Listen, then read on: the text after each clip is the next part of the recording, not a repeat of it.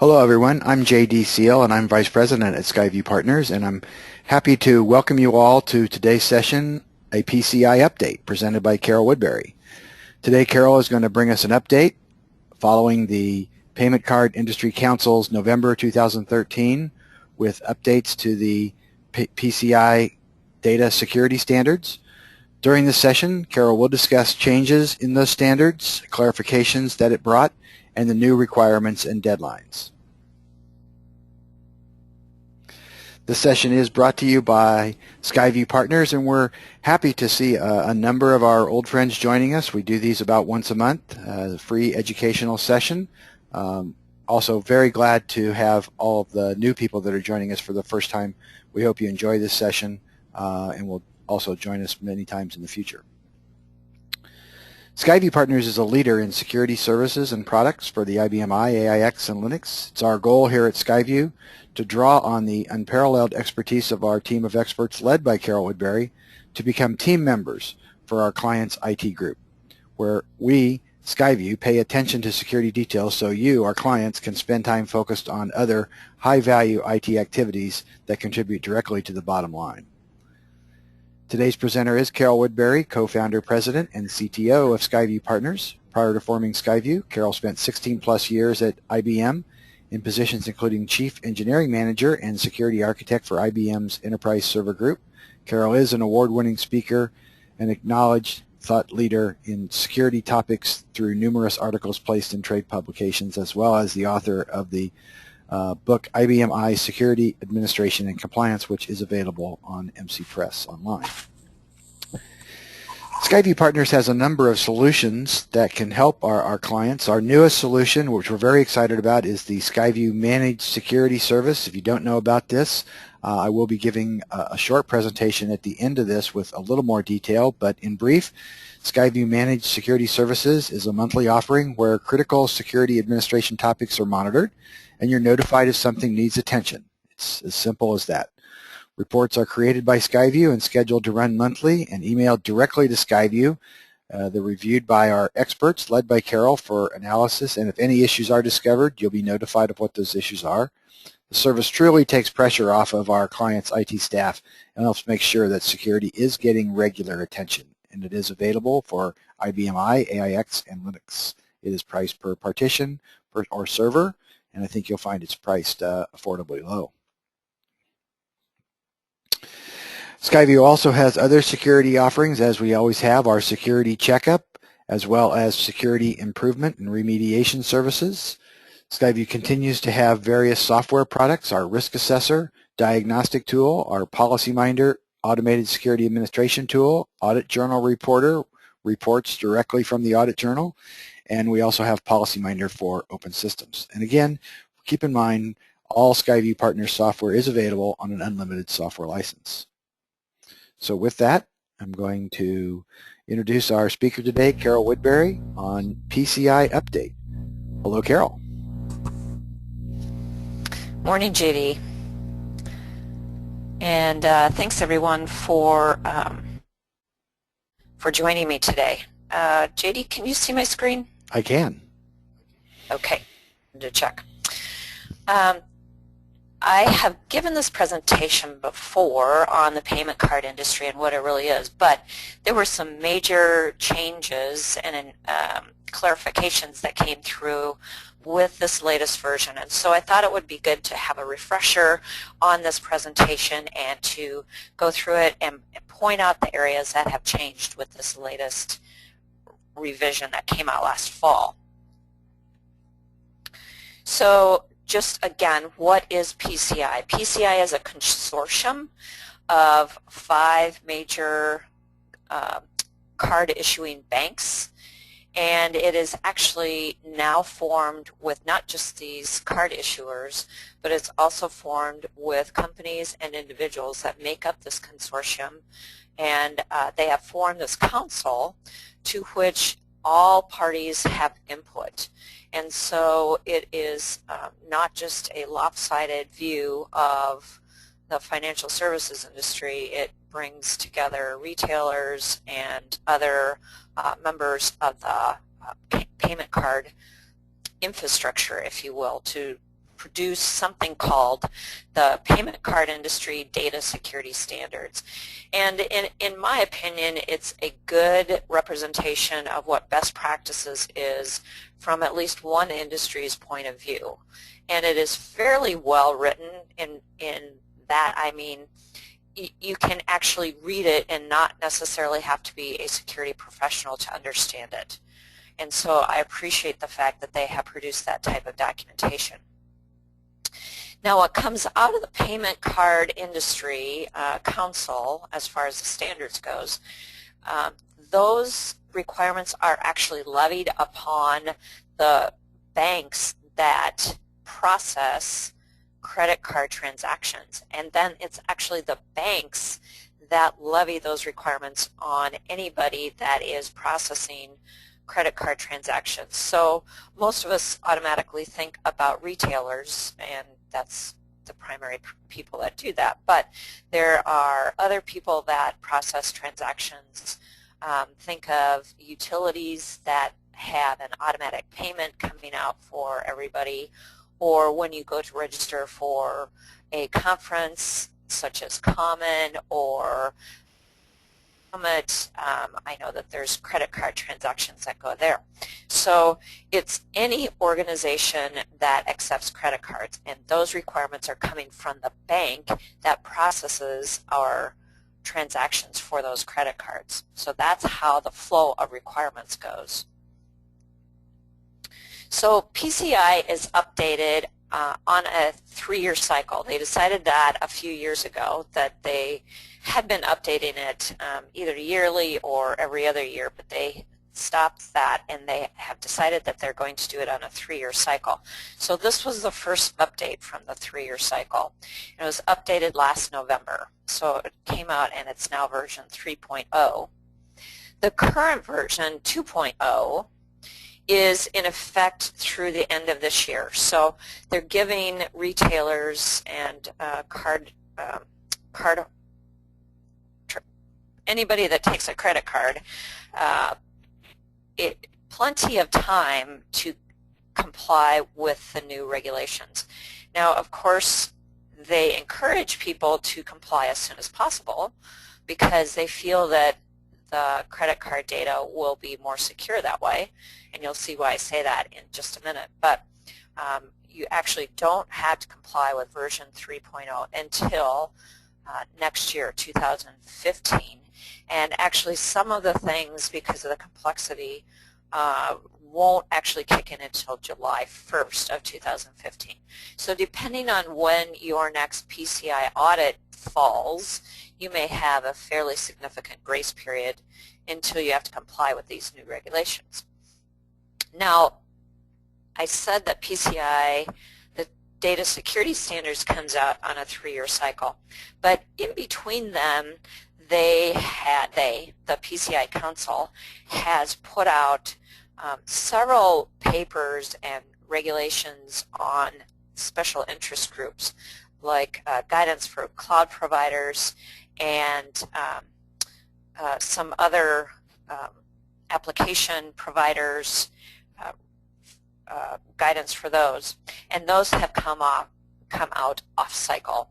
So they are trying to address the things that are most critical and do that more in an off cycle and in a very specific paper or separate standard. One thing that they have not addressed very specifically is the case of mobile devices. They have alluded to it in certain cases, but some things are still missing from a mobile device perspective, if you will.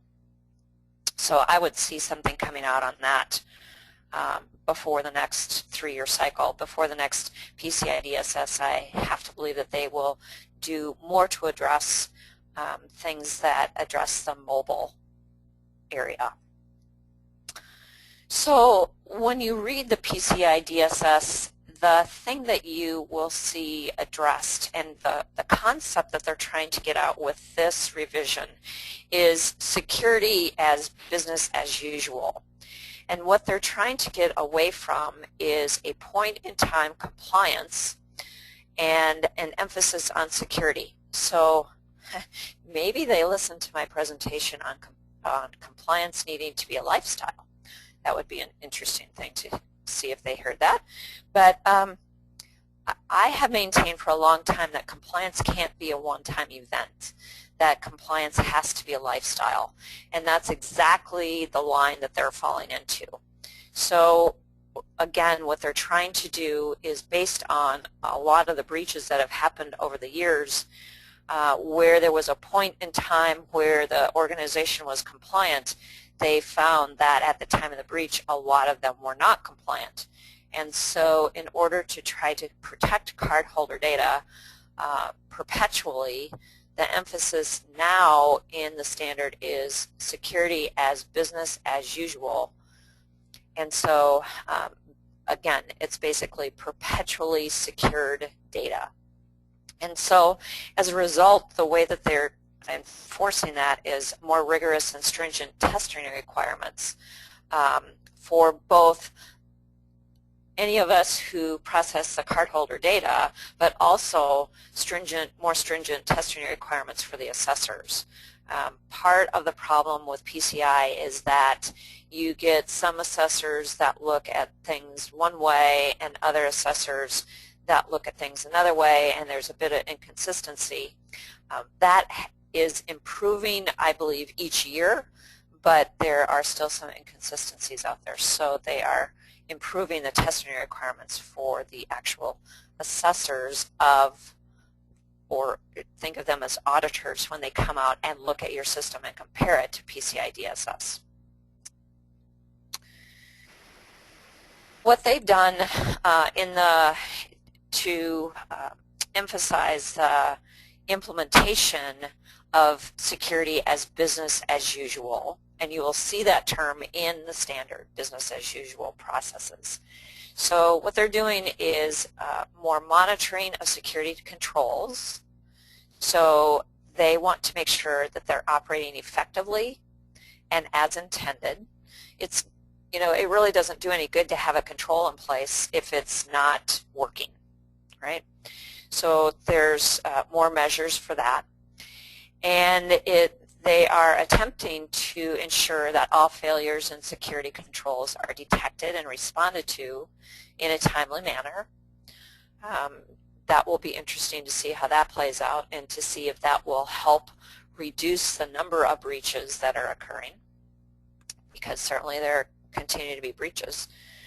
They are also emphasizing the review of changes to the environment prior to completion of a change. So say you're implementing new hardware or you're implementing a new application. They want a review of the environment of that new application before it moves into the environment. And to me, that's just good, healthy review of security practices anyway. An application should not be moved into production if it has security leakage, if you will, an opportunity for breach.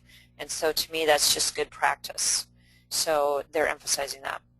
Another thing the PCI Council is emphasizing is a review of organizational changes. Again, things like mergers and acquisitions. How do they play in, and how could they constitute weak points in your environment? And then periodic reviews and corrections of PCI requirements. So this speaks very loudly to the use of our product called PolicyMinder. And I'll talk a little bit more at the end about how our products help with PCI. So let's get going. PCI, if you haven't read it or heard about it before, it consists of 12 different requirements. Those requirements in general didn't change, although there was some rewording of some of the requirements to make them reflect more of what they were trying to emphasize with a particular requirement. So there was some rewording, but there are still 12 requirements, and there are still 6 of the major divisions, if you will, of those requirements. So I included this definition of what account or cardholder data includes, just so that you have it when you get the handouts.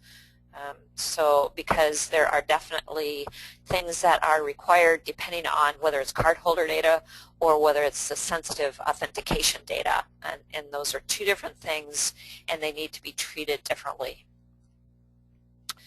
So the first requirement is build and maintain a secure network. So what I'm going to do with each of these sections is go through and point out what it means to the IBMI community. There are a number of the requirements that don't apply directly to IBMI. A lot of this first section does not necessarily apply to IBMI because it talks about having securing your network. So when it talks about a firewall, the firewall they're talking about is your network firewall. So there's a lot of requirements for your network firewall configuration in requirement 1. Obviously that doesn't apply to IBMI because it's not going to be your network firewall. So let's jump on to requirement number 2.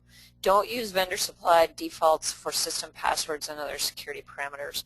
So in IBMI terms, this means no default passwords. Now the clarification that they made for this was to add the clarification that it also meant no default passwords for service accounts. So in IBMI terms, this is things like those hard-coded passwords that make IBM or ODBC connections, hard-coded FTP scripts. I will also submit to you that this is also service accounts, things that are used by your vendors to come on and maintain your system or perhaps maintain an application. Absolutely not supposed to have default passwords. So there is, again, anytime there's an orange arrow here, that is a clarification from the latest release of version 3. So other things that apply to IBMI in this section would be things like turning off services that are not in use. So if you're not using FTP on your system that is servicing cardholder transactions, turn it off.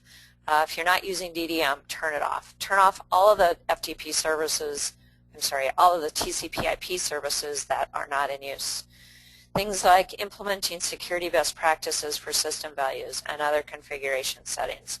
Get rid of unused products and libraries and directories. And that is a fault that I see on almost every IBMI system out there, that there are unused products and unused libraries on systems. If they're on the system, you have to consider it. So, and quite frankly, a lot of times in those unused libraries. So again, clean up the system. Get it off of there so it's just not going to be a worry. The other thing that comes under here that I think bites a lot of IBMI shops that they're not already doing is to encrypt all administrator non-console access. So an administrator, in my term, is any profile that has all object. So I don't care if the role that that person performs is not the system administrator. If they have all object, they're classified as an administrator. So therefore, they should be making connections with an encrypted connection. So that means that you need to enable SSL, enable Telnet to make those connections. And the reason is so that the passwords don't flow in the clear. I mean, that's really what it's for. So that the passwords can't be sniffed, and you get the ability to access the system with a very powerful profile. Okay, the other clarification that was made is that to ensure these requirements are documented, in use, and are known by personnel. So this is where the council is trying to get the security as business as usual. So the requirements are documented, so that means they're part of your process.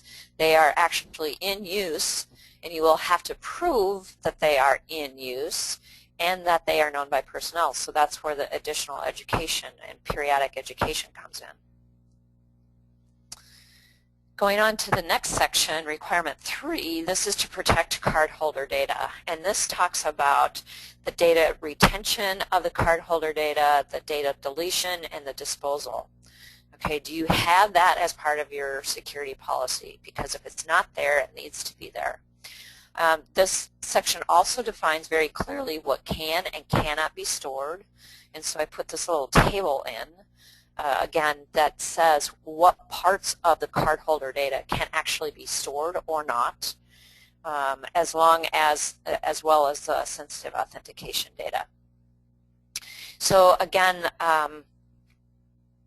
there was the addition to this requirement 3 was that the requirements are documented, in use, and known by personnel. You're actually going to get tired of hearing that and seeing that, but this was actually, I'll give you a hint, spoiler alert, this is added to each section. Okay? So requirement 4 says encrypt transmission of cardholder data across open public networks. I haven't seen that not being complied with in a long time. I think most people, or the vast majority of people, have gotten cardholder data in an encrypted state while being transmitted in the public, and that has been in compliance with for a long time. Section 5, this comes under the heading of maintain a vulnerability management program. So requirement 5 says deploy antivirus software on all systems commonly affected by malicious software, particularly, and they made some clarifications here. The standard now says particularly personal computers and servers. So the question is, does this actually apply to IBM-I? And I'm going to have to warn you, it actually refers to AS400 in the standard. So I thought that was kind of humorous. But does this apply to IBM-I? I believe the standard would indicate no. Now, that said, they have added a requirement that says if it does not apply to servers, so they refer to IBM-I or AS400 and mainframes in this case, they added the requirement that says if you don't believe it applies to you, you need to document how you're going to monitor for new trends and document how you're doing it. So in other words, you have to keep up and decide or document how you're going to monitor the fact that it doesn't apply to IBM-I, and how are you going to have ongoing knowledge that it does, that vulnerabilities and viruses don't apply to IBM-I. So there's a new documentation requirement in that case if you don't apply an antivirus solution to IBM-I. So I have a white paper available if you want a discussion on viruses, or if your management wants a discussion on viruses and IBM-I, there's a white paper that's available. Again, you'll get the URL when you get the handouts about whether viruses apply to IBM-I, or when they do it, maybe I should say. Okay, requirement number 6 is develop and maintain secure systems and applications. So a lot of this applies to IBM-I, even though a lot of IBM-I developers don't think that standards like this apply to them. I'm not quite sure why they think they're outside of this, but I've talked to a number of them that don't believe that they have to comply with this section, but they absolutely do. If they are writing code that manages cardholder data or touches it in any way, they fall under requirement 6. So one of the things that requirement 6 talks about is up to date on security patches. So that in IBM-I terms would be the integrity PTFs. And the standard requires that they be applied within 1 month. The rest of it talks about developing applications with security best practices in mind. And there will be a Coffee with Carol session sometime probably this summer on excuse me, application and security, designing applications with security in mind. So you can watch for that coming later. Excuse me. It also requires code reviews. Excuse me. Code reviews meaning, again, this is talking about the code that touches cardholder data. What they're really wanting between this and the change control, as well as separate development and test and production, what they're trying to do is make sure that no one person code and can put it all the way through to production.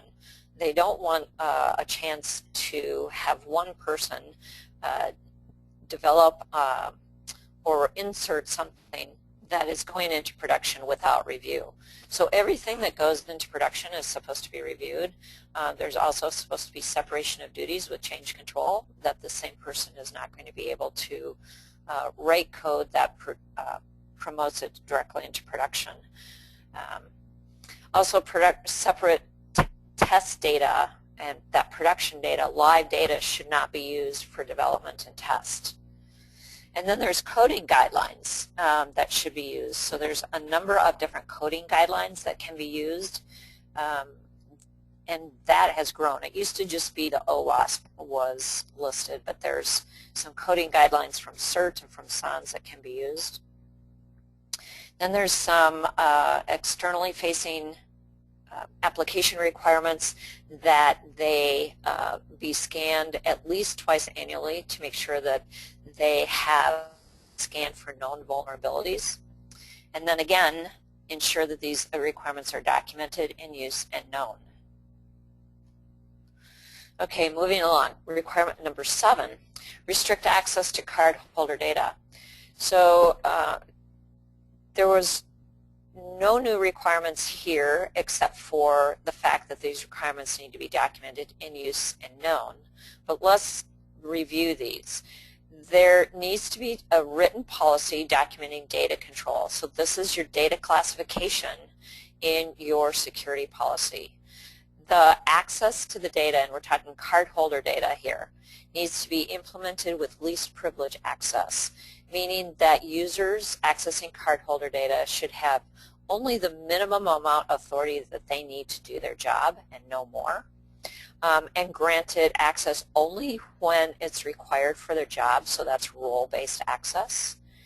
The access to the cardholder data must go through an approval process, and the data itself should be implemented as deny by default, meaning by default nobody gets access unless specifically allowed. So that's an implied public exclude on the files containing cardholder data, or files, stream files, or whatever type of object is holding cardholder data.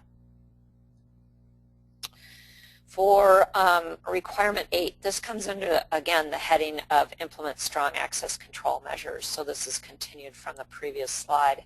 Requirement 8 had a little bit of a reword. It's now called identify and authenticate access to system components. So this section talks about making sure that you have unique user profiles. So this is like not sharing user profiles. And that is really, the reason you do that is to ensure accountability. A lot of what is in PCI is also about making sure that there's enough forensic information, making sure that there's a network time protocol server in your network to make sure that all your logs are synced with the right timestamp, things like that. So if a breach occurs, you can actually detect what happened in the right sequence and in the right order. So one of the things that you need to have is unique user profiles so that everybody logs on with a different profile so that accountability is not lost. They also want people to manage and control who can manage user profiles or create user profiles. This would, in IBMI terms, mean who admin special authority. They want to see access revoked immediately for terminated users. A lot of you have that process already in place. Some of you have the process in place to inactivate profiles after 90 days of inactivity. Some of you don't, but some do. Enable vendor accounts only when needed. This is one where I see a lot of people falling down. A lot of people leave vendor accounts perpetually active. Those vendor accounts often have a password that does not change and often has all object. And if you are keeping up on the target breach, you will notice that it was a vendor that was breached first, and then that vendor account was used to ride into the target network and breach the target network. So I would significantly encourage you to do something about your vendor accounts if you don't already do it now. Then there's the requirement for authentication. Now this one got a little bit of rework, the authentication requirement. Before there was a heavy and only emphasis on password requirements, but now they allowed for the use of biometrics and other authentication mechanisms that would be at least as strong as a password, if not stronger. So they opened that up a bit. Here's another requirement that a lot of people don't comply with, probably because you don't realize that you should, but the requirement to render all passwords unreadable. If you are using a 5250 client, that sign-on screen for the 5250 client sends the passwords in the clear over your network. And so that means that anybody, again, accessing your cardholder data system needs to be coming in over SSL Telnet. Another thing that a lot of people don't comply with but may already be complying with in the network is that inactive timeout sessions need to time out after 15 minutes. Most people don't implement this on the IBM I because it is too disruptive to the applications running in green screen, so that's understandable. But if you aren't going to time it out on the IBM I itself, then you are going to have to time it out on the network for sure. I've actually heard of one QSA that required it as well on the IBM I, but most of the QSA that I've talked to said that it would be sufficient to time out the whole workstation and not have to also time out the IBM I. So work with your QSA on that one. Verify users prior to password reset. This is where a lot of people just blindly have a call to the help desk, and there's no verification before a password is reset. And the PCI DSS requires a verification prior to the password reset. No generic or shared accounts. We've kind of talked about that. And the password requirements. So the minimum length for PCI DSS is a minimum length of 7. You require a digit, can't be reused for 4 times, and changed every 90 days. A lot of people are complying with this, but not everybody. And by the way, the minimum length for best practices for a password is now bumped up to 8. I was kind of surprised that PCI didn't bump it up to 8.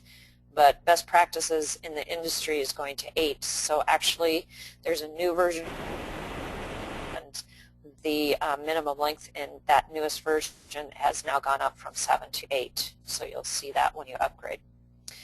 The profile is disabled after 6 invalid sign-on attempts.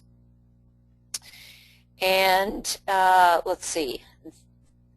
The new requirement for this one, in addition to the fact that these requirements have to be documented in use and known by personnel, is that the access to the data, there was a clarification that direct access to the data, holder data, is to be via an application and not direct access to a database. So in IBM I terms, the access to cardholder data is to be through an application, not through something like being able to download the cardholder data through an ODBC connection to a spreadsheet. So there was a clarification there. Okay, requirement number 9, and again, implementing strong access control measures. This is talking about restricting physical access to cardholder data.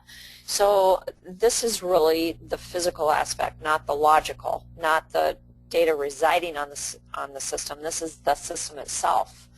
So they want to see the physical security of the system containing cardholder data.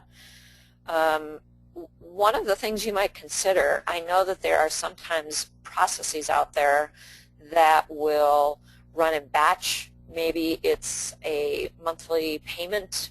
I mentioned earlier there's utilities or other people that will make a monthly payment via a credit card, and so you have a batch process that runs every night that may put something in the IFS and then you send that off to your bank. I've seen actually include having to download that stream file that's created in that batch process to a PC and then it's sent off to the bank. Well, this requirement is saying that that PC that temporarily holds that credit card data should be physically protected, physically secured.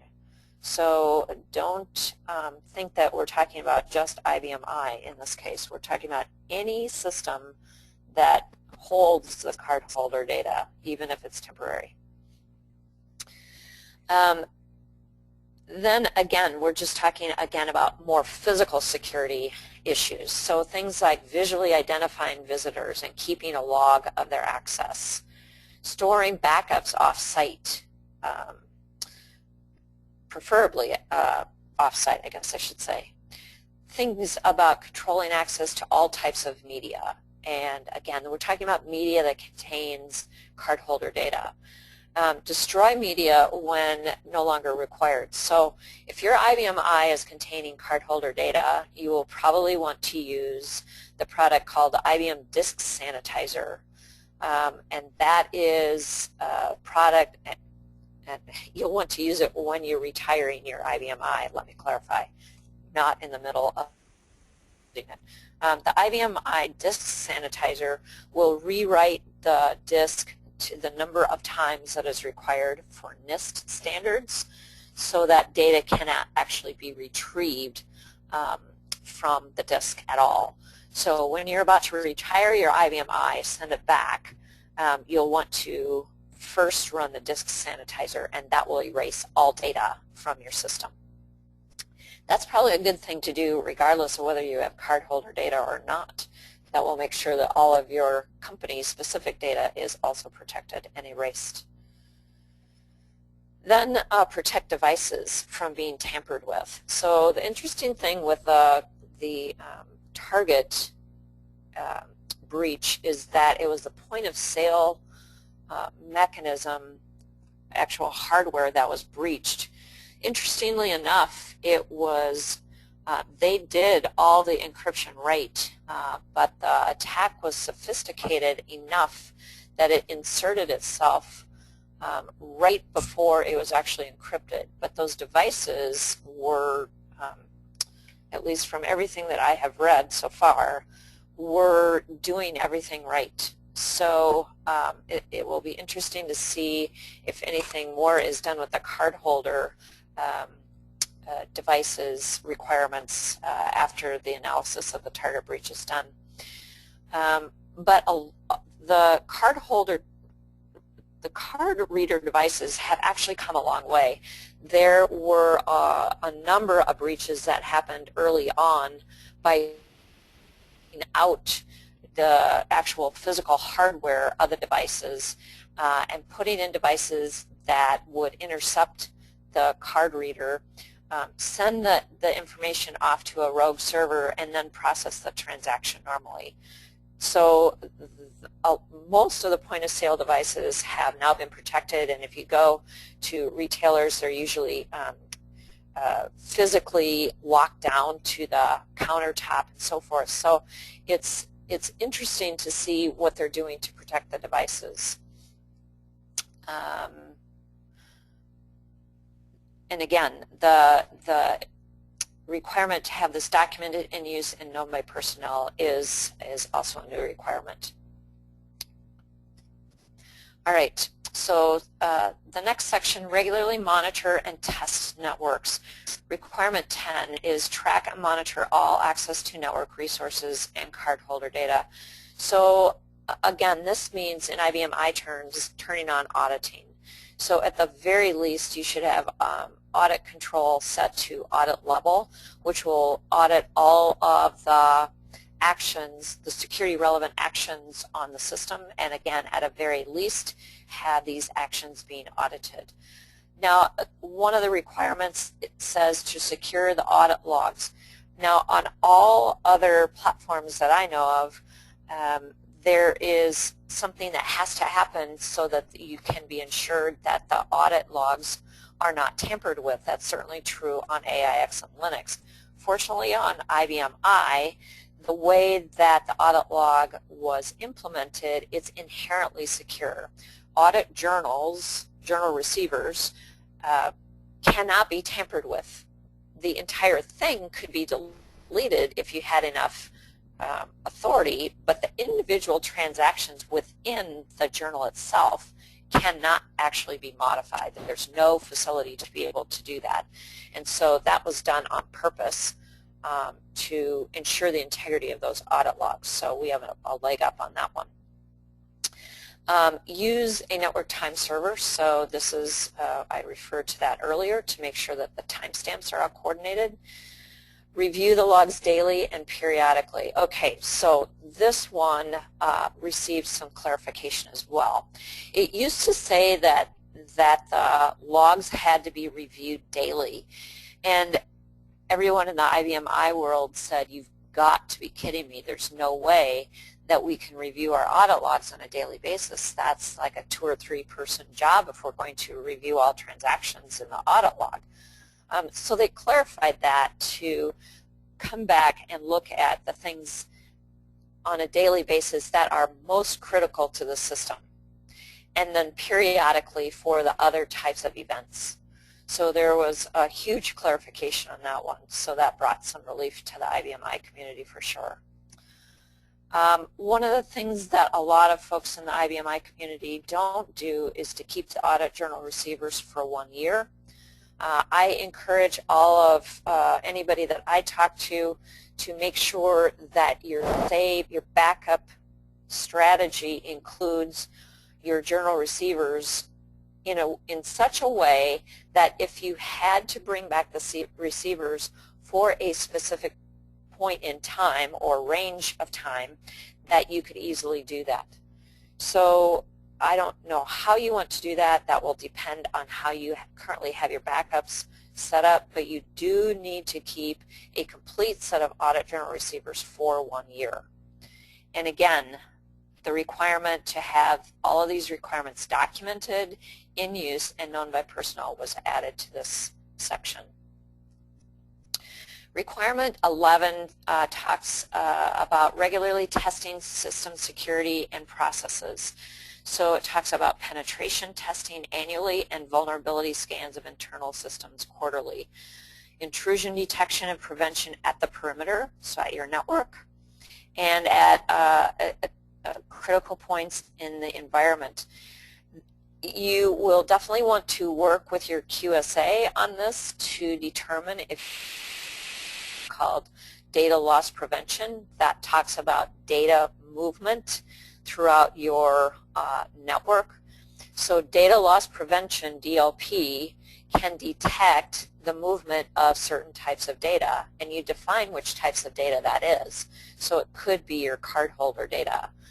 There may be a requirement to implement that, or you may have to implement exit points, but again, that's something that you will have to work with your QSA to know what the actual requirement is for your particular environment. I am absolutely not saying that that's required for everybody. I'm saying you do need to talk to your QSA about it. Look for changes for critical system files, and this was a requirement to look at that weekly. So what are critical system files? Critical system files, in my analysis, is the operating system itself. So when you look at it, there is a command that you can run that actually verifies the operating system itself, and it's called check object integrity. Now, since v5r2, the operating system has actually been digitally signed. And so when you run check object integrity, it will run a digital signature it will check the digital signature of the operating system itself and make sure that it hasn't been tampered with. So that's the best thing that you can do to check the critical system files, because it's basically a self-check for the actual operating system. So the command is called check object integrity. Now, that said, it can consume CPU. Typically, you want to use this with the option to check the objects owned by QSys, because it owns the operating system. So you'll want to be careful when you run this command. You may want to submit it to a subsystem where you can put it at a low job priority so that it doesn't consume a lot of your actual work CPU. So just a warning there. And again, the requirement that these requirements are documented, in use, and known. Okay. Last but certainly not least was requirement 12, which is maintain a policy that addresses information security. So it is requiring a security policy that's reviewed annually. It also requires a risk assessment process that results in a formal risk assessment, and processes and procedures that implement the PCI DSS requirements, security awareness for training for all employees, and the requirement to have an incident response team. Now, I really want to emphasize that last point. Can you even imagine having a breach without first having through what you're going to do if you have a breach? You have a breach. You're called at 3 in the morning that you have a breach, and you haven't thought about this. What are you going to do first?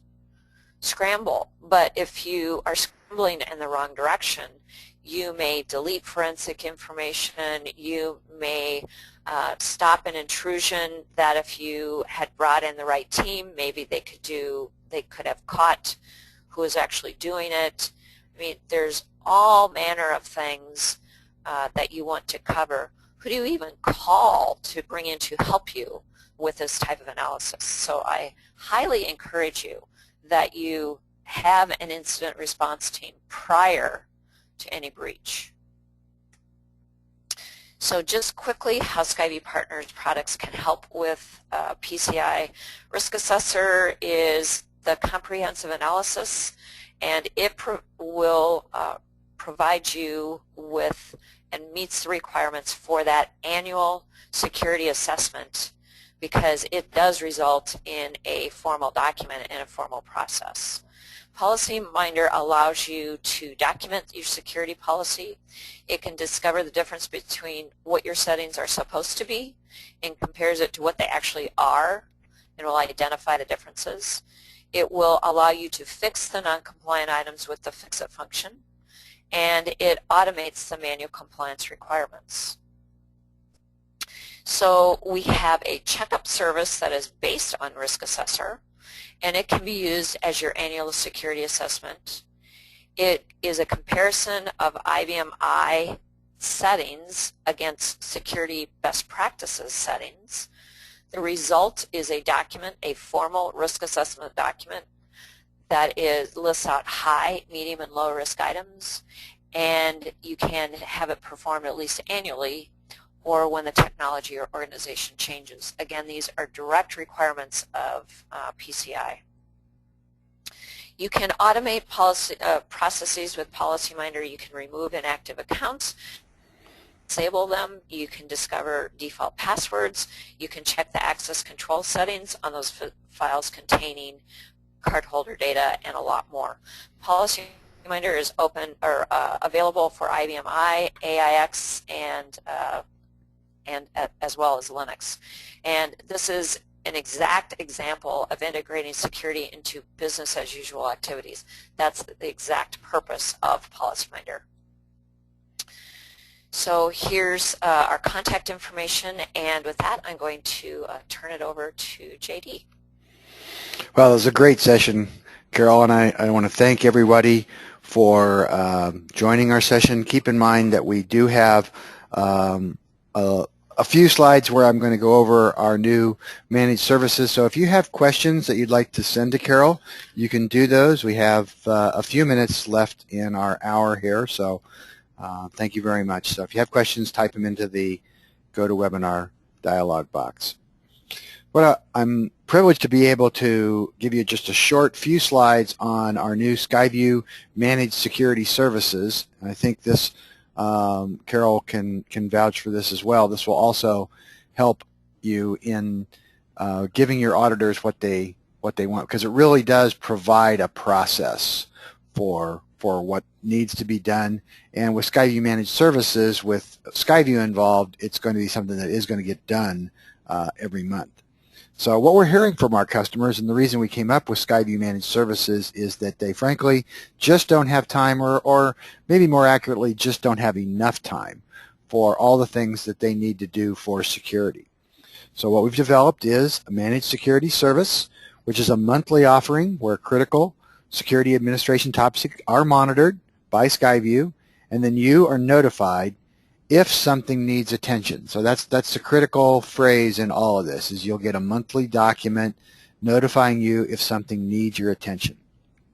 The reports to generate that document are created by Skyview, scheduled by Skyview to run on a monthly basis, and then emailed directly to Skyview security experts, which will be led directly by Carol Woodbury, for analysis. And again, if any issues are discovered, you'll then be notified.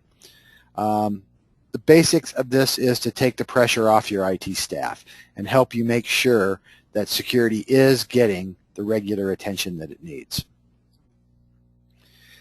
So how's it work? You've heard Carol, if you've been to any of these sessions, especially the ones over the last few months, you've heard Carol talk again and again, and this has been something that Skyview has been saying since Skyview started in 2002, and I'm sure Carol has been saying even before that, that security begins with an assessment. So what we do here is that we run the security assessment to help understand what risks there are to the data on your system. That's been the theme of many of our recent webinars, and if you'd like to go back to those are available on YouTube at our Skyview channel. You can get there from skyviewpartners.com. From the risk assessment, what we're going to learn is what might be the most important security indicators for Skyview to pay attention for. Then Skyview will set up a conference call to determine those indicators with you, and I think that's key, that we team with you to determine what needs to be reviewed. Skyview provides the tools necessary to gather the information. It makes sure the information is automatically sent to Skyview, and then we will analyze that information again on a monthly basis. And finally, keep pounding this report, send you a monthly report pointing out any issues that you need to address. And again, if there are no issues, you'll get a all's clear type of scenario. So in summary, with Skyview Managed Services, we're going to do a comprehensive third-party review. We're going to build reports for 10 key security indicators. If you need more than 10, we can adjust that as well. And then deliver the monthly review summarizing the issues that may require actions. I think this is the last note is the key part relative to what Carol talked about today, is with Managed Security Services, you do have a defined process in place. Then finally, the big question is, could you benefit from having a person and a team led by Carol Woodbury's caliber on your security team? If so, I'd really encourage you to contact your Skyview authorized reseller or contact us directly at Skyview. I think you'll find this to be amazingly affordably priced. We'd love to have more time to talk to you about this, so please get in touch with us, let us know your interest, and we'd be happy to work with you and get you set up. With that, Carol, did you have anything else you'd like to add? I didn't. Okay. I mean, just the fact that I was absolutely thrilled to see that the PCI Council was moving to try to emphasize perpetual security. I've been saying that for a very, very long time. So the emphasis that ensure that systems are perpetually in compliance and moving actually away from the term compliance, but business as usual security, I think is a wonderful emphasis, and hopefully it will help reduce the breaches that we're seeing. Thank you very much. I want to thank everyone for attending, and again, please get in touch with us at skyviewpartners.com. Call us directly. We'd be happy to help you with whatever we can.